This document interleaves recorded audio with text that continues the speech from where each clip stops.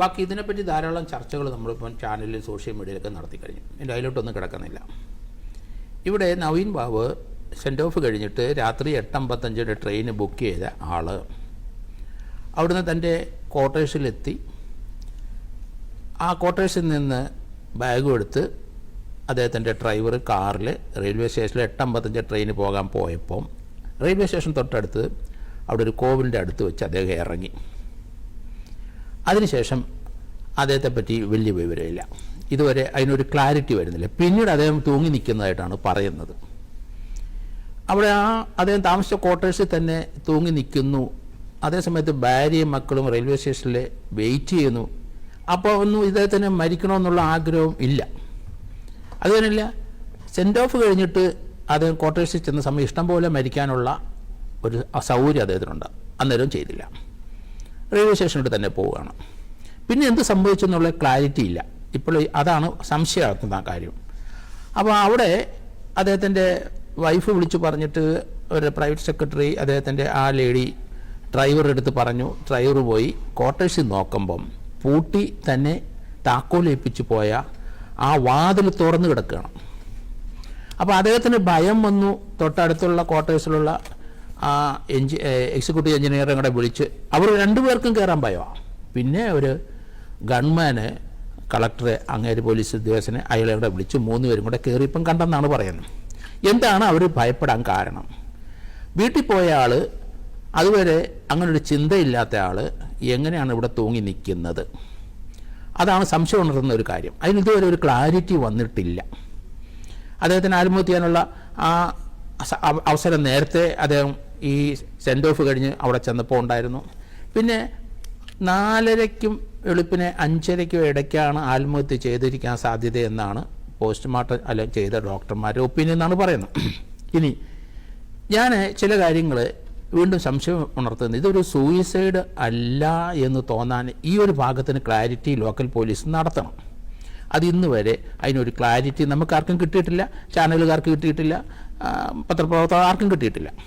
ഇതൊരു senior police ഉദ്യോഗസ്ഥൻ അന്വേഷിക്കേണ്ട കേസാണ്. ഒരു DYSP റാങ്കിലുള്ള ആൾ, അല്ലെങ്കിൽ അതിൽ മുകളിലൊരു വെറ്ററൻ SP.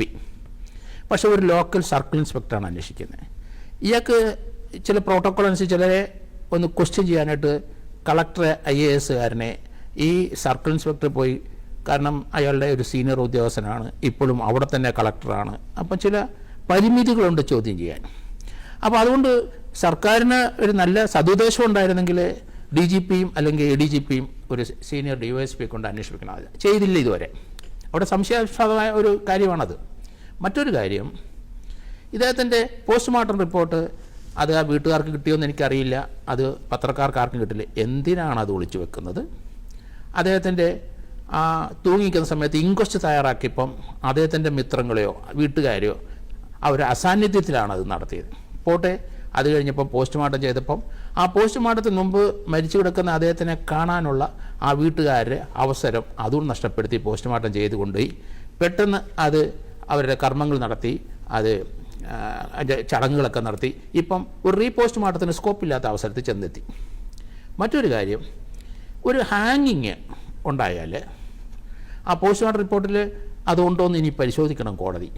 കാരണം ഒരു ഹാങ്ങിങ് ഉണ്ടായിക്കഴിഞ്ഞാൽ ആ കഴുത്തിലുള്ള കെട്ട് അയാളുടെ കഴുത്തിൻ്റെ ഇടതുവശത്താണെങ്കിൽ വലതുവശത്തെ വായുടെ കടവായിക്കൂടെ അല്ലെങ്കിൽ വലതുവശത്തുകൂടെ സലൈവ പോവും. അതൊരു 99% സലൈവ ഉണ്ടാവും. ആ സലൈവ ഇല്ലാത്ത കേസ് കൊണ്ട് റിപ്പോർട്ട് ചെയ്തിട്ടുണ്ട്. എങ്കിലും മോസ്റ്റ് പ്രോബബ്ലി 99% സലൈവ പോയാൽ അദ്ദേഹത്തിൻ്റെ ഷട്ടയിൽ വീഴും. തൂങ്ങി നിൽക്കുന്ന അവസരത്തിൽ ഇട്ടിരിക്കുന്ന വേഷത്തിൽ ഏതാണ് അതിൽ സലൈവ വീഴും. അതുണ്ടോ? അത് ഈ പോസ്റ്റ്മോർട്ടം റിപ്പോർട്ടുണ്ടോ? അത് കോടതി പരിശോധിക്കേണ്ടതാണ്. രണ്ടാമത്തെ കാര്യം, ആ ഒരു ഹാങ്ങിങ് ഉണ്ടായിക്കഴിഞ്ഞാൽ അദ്ദേഹത്തിന് മിക്കവാറും ഉള്ളവർക്ക് സെമൻ പോവും. മറ്റൊരു കാര്യം, അദ്ദേഹത്തിന് ഫീക്കൽ മാറ്റേഴ്സ് മലം പോവും, യൂറിൻ പോവും. പിന്നെ ഒരു സഫോക്കേഷനും ഇവിടുത്തെ വെയിൻസൊക്കെ കഴുത്തിലേക്ക് പൊട്ടുമ്പം ചെവിക്കകത്തും വായിക്കകത്തും മൂക്കിനകത്തും ബ്ലഡ് സ്റ്റെയിൻസ് ഉണ്ടാവും. ഇത് പോസ്റ്റ്മോർട്ടം റിപ്പോർട്ടുണ്ടോ? ഇല്ലെന്നുണ്ടെങ്കിൽ ഹോമിസൈഡിലോട്ട് പോകുമെന്നാണ് ഞാൻ പറയുന്നത്. അതാണ് നമ്മൾ കണ്ടിട്ടില്ല പോസ്റ്റ്മോർട്ടം റിപ്പോർട്ട്. അതേസമയത്ത് ഇത് അതിനകത്ത് ഉണ്ടാകണം. അതുകൊണ്ടാണ് അത് സ്ട്രെസ് ചെയ്ത് പറയുന്നതിൻ്റെ കാരണം. മറ്റു ചില കാര്യം, സെർവൈക്കലായിട്ടുള്ള ഇവിടുത്തെ കഴുത്തിൻ്റെ അവിടുത്തെ ലിഗേച്ചർ മാർക്ക്, അവിടുത്തെ സെർവൈക്കൽ ബോണിൻ്റെ ഫ്രാക്ചർ, ഇതൊക്കെ വളരെ ഇമ്പോർട്ടൻ്റ് ആണ്. അൺകോൺഷ്യസ് ആളെ കെട്ടി തൂക്കിയോ ഇല്ലയോ എന്നൊരു ഡൗട്ട് വരാൻ കാരണം അവിടെയാണ്.